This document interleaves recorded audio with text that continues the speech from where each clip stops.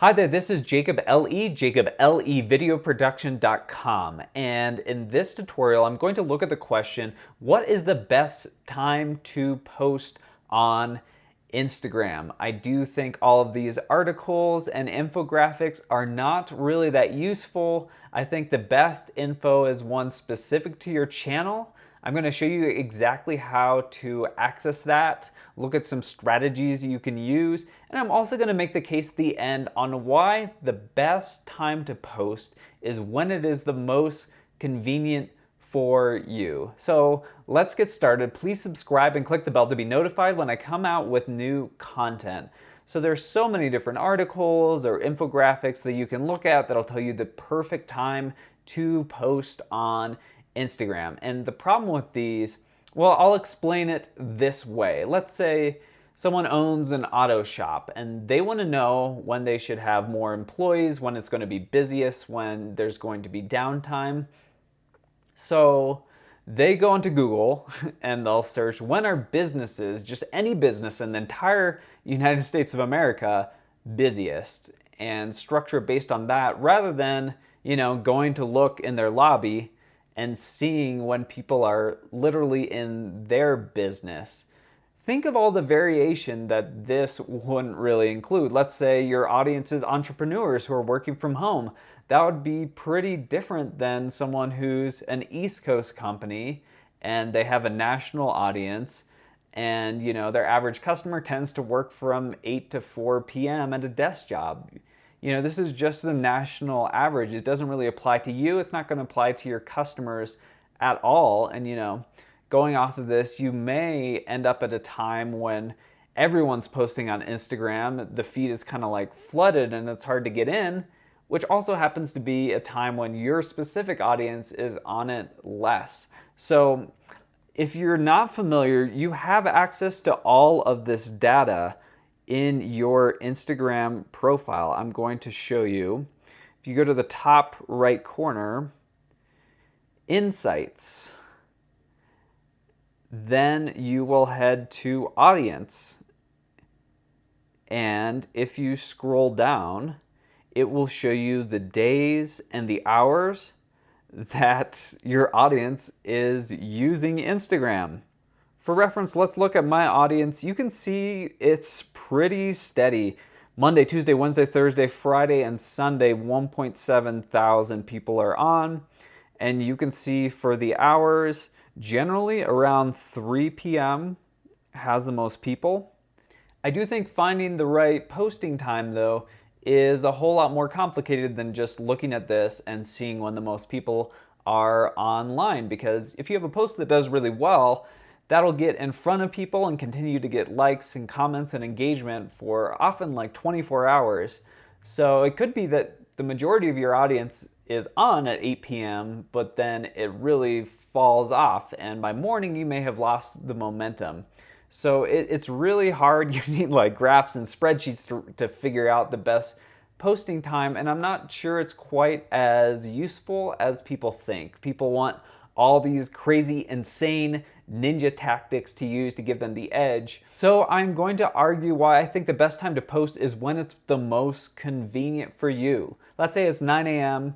and you snap something and it would be a good Instagram post. I would just post it right then, right there, not think, oh, it's probably better, or my spreadsheets and analysis have figured out that 3 p.m. does a little better than 9 a.m.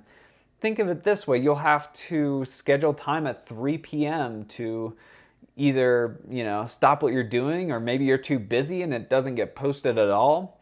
And even with tools where you can schedule stuff in advance like Buffer and Hootsuite, it's nice if you can be online when you post, because then when all the comments start rolling in, you can actually respond to people quickly and start that conversation going and get that momentum going. Also with video, you can't really set the precise cover, which is what people see at the beginning.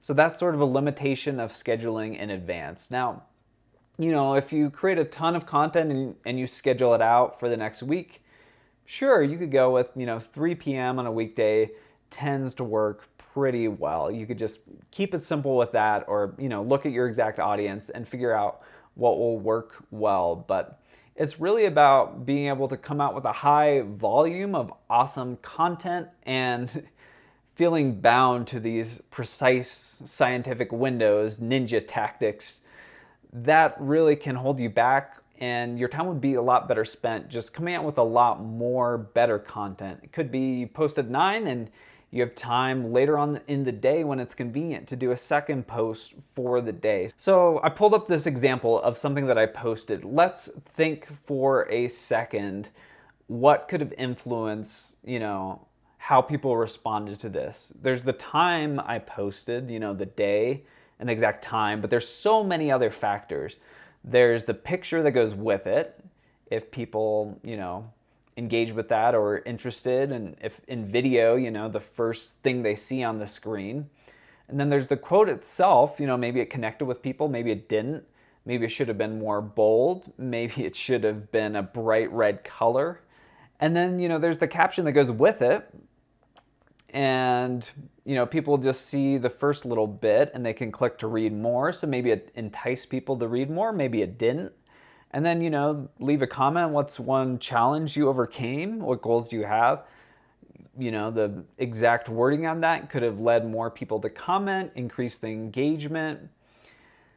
It could have also, been more likely to be the type of post that people would tag their friends in. And then, of course, I used 11 different hashtags. So did I choose the right ones? Was it the right fit?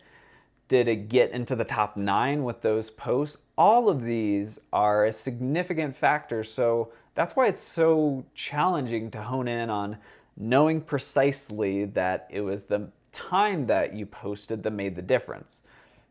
For example, like there's this program Preview, which it does a good job of telling you, oh, your posts that you did on Thursday at 5 p.m. did the best, or some other time.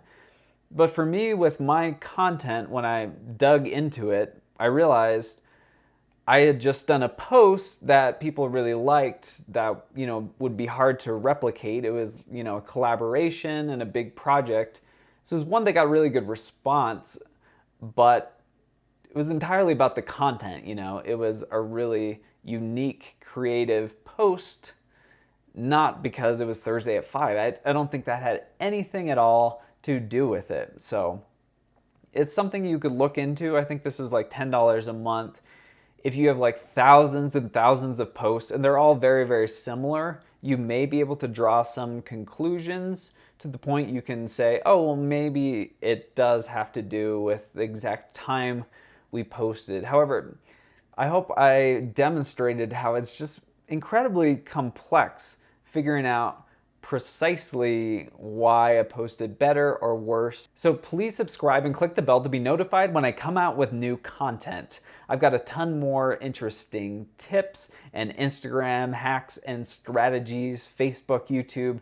It's going to be everything for, small, medium-sized businesses to grow their audience, or if you're just trying to grow your channels, this is the place for you as well. Anyway, thank you so much. I'll see you in the next video.